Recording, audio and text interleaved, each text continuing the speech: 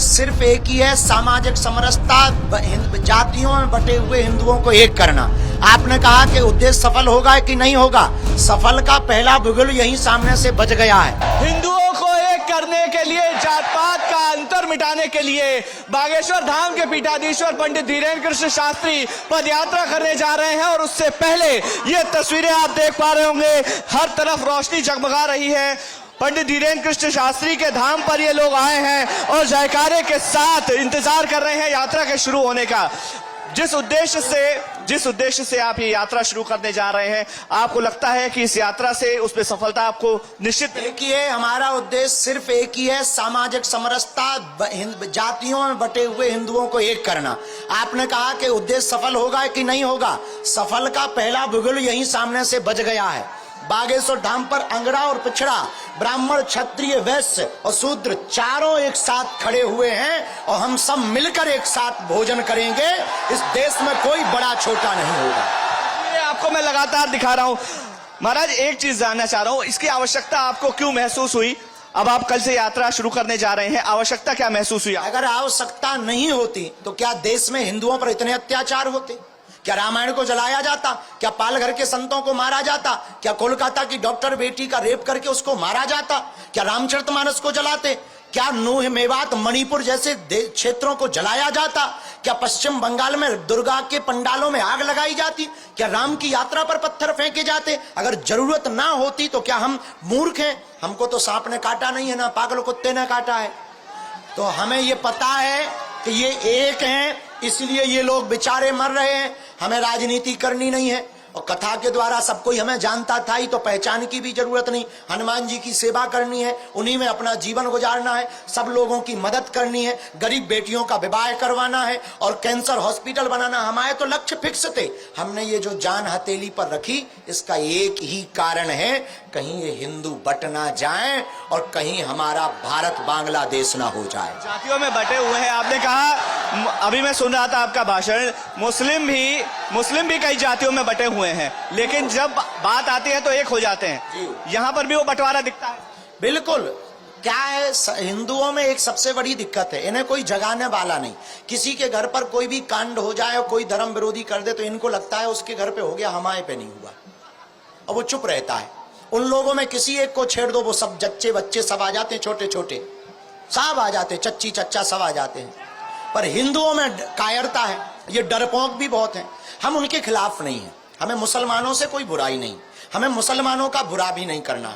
हम तो उनसे भी कहेंगे तुम हमारे यहाँ आओ, पदयात्रा में आओ, बेझिझक आओ, क्योंकि ये तो देश के निर्माण के लिए यात्रा है, ये देश को एक करने के लिए यात्रा है, ये जाति कुरीतियां भेदभाव को मिटाने के लिए यात्रा है, ये संवाद की यात्रा है, विवाद की यात्रा नहीं। और हमारा निर्णय बहुत स्पष्ट है, हमें भारत में किसी भी प्रकार से क्रांति तलवारों से नहीं, विचारों से लड़नी। इसीलिए आपने कहा हथियार नहीं लाना, इसीलिए आपने कहा यात्रा में। हमने हिंदुओं को कहा कि यात्रा में हथियार नहीं लाना है। क्यों? क्योंकि हम तलवार के लड़ने पर भरोसा नहीं करते, हम विचारों से लड़ने पर भरोसा करते हैं। उनका एक तो खिलाफ जाती है बात, उनकी विचारधारा के खिलाफ। जब आप कहते हैं कि बच्चे उनके ज्यादा क्यों हैं, हमारे कम क्यों हैं, अरे वो तो सीधा सा लॉजिक है। इस देश में चच्चे के बच्चे 30 क्यों अच्छे, हमारे 2 ही बच्चे क्यों अच्छे, बस इतना ही है। खैर हमारे नहीं अभी भय हैं, वो जब होंगे तो बताएंगे आपको, पर सबके बच्चे 2 ही अच्छे।